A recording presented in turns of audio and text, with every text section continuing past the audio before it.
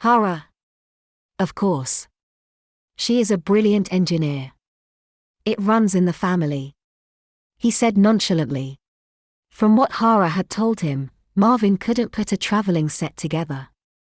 Gideon studied him for a long moment, then asked, "What do you want from Hara?" Marvin snorted. "Want? We are family. There isn't an account of checks and balances between us." Gideon startled Marvin by grabbing him by his shirt and lifting him until Marvin was on his toes. Marvin squeaked, but Gideon's hold made it hard to make a loud noise. Gideon's voice when he spoke was deadpanned. "You are to do nothing to harm Hara. Do you understand me?" The jovial light went from Marvin's eyes. "You forget yourself, lizard. Hara is my daughter and she will come back to me over and over because she is family. There is nothing you can do about the blood we share." Gideon dropped him. "Just stay away from her. Your blood is weak, and Hara is strong. She will be in my collection and she will turn from you."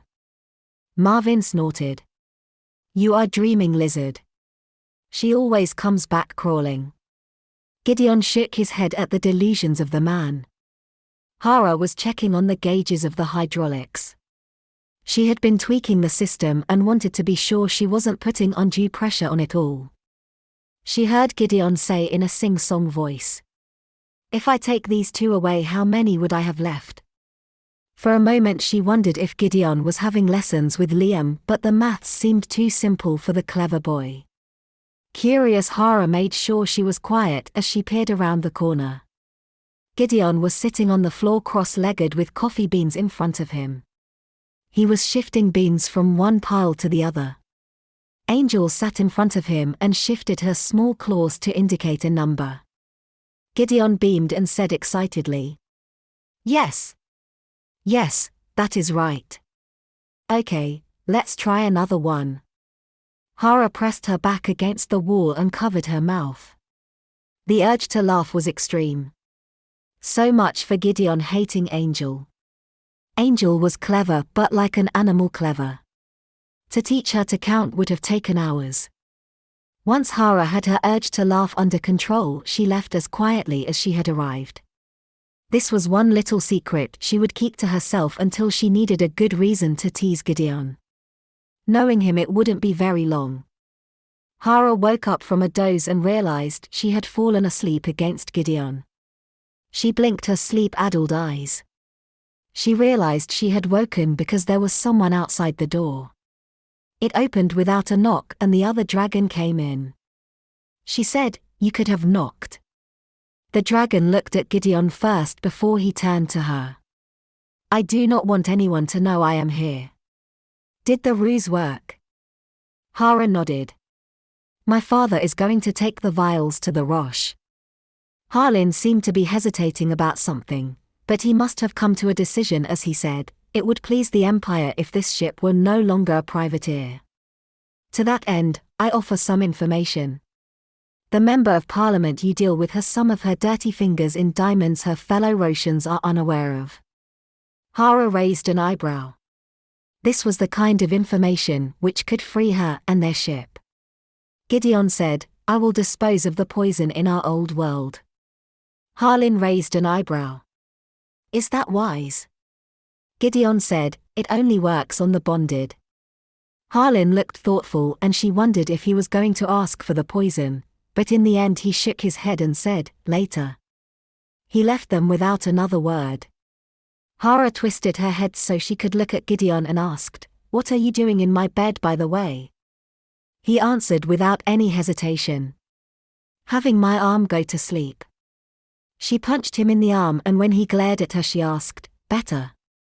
She asked after a long silence, "Why would the poison work on bonded dragons and not others?" He was quiet for long enough that she wondered if he would answer at all. Eventually he said, "To explain it I would have to tell you more about my people." He was quiet for a while but she didn't push him. He would answer her when he was ready.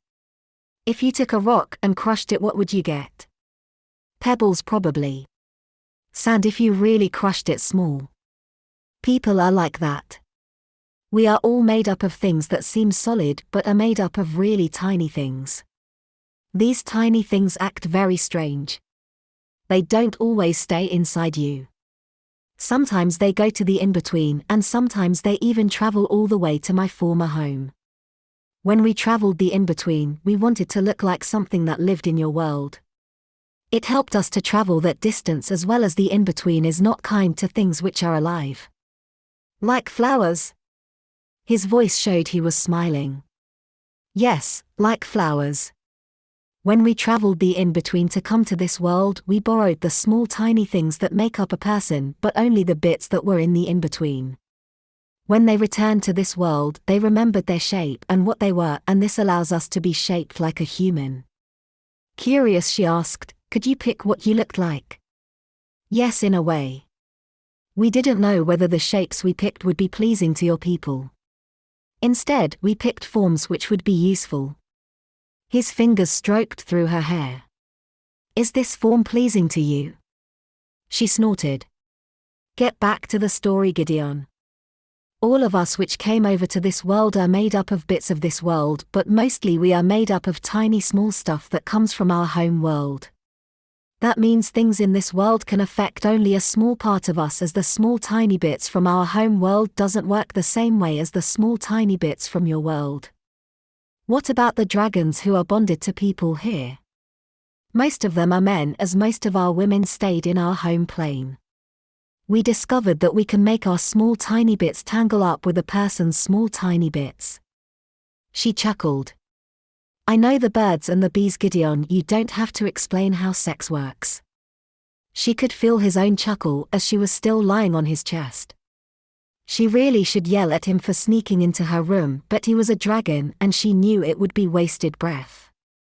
By making our small tiny stuff tangle up with your small tiny wee bits means that our small bits act the same way, and that means we can be affected by things in this world more. We are still different from humans, but when we are bonded, more of ourselves are here and not like what we were in our home world. He was quiet for a long while, so Hara felt comfortable to ask, do you really want to bond with me? He let out a soft breath. More than anything in two worlds. Hara shrugged on her fur coat and tucked her hands into the pockets. Angel was again curled in the fold of her collar. It was warmer here than the inhospitable area. The professor had his cabin, but the cold of Moscow could still make Angel a bit sluggish. Hara stepped onto the lift which would take them to the ground. Slower, it was also safer because of the vials. Gideon carried the case of vials. He carefully guarded it as if he still believed the poison was inside. Marvin said, come along, we are meeting Moria in a warehouse.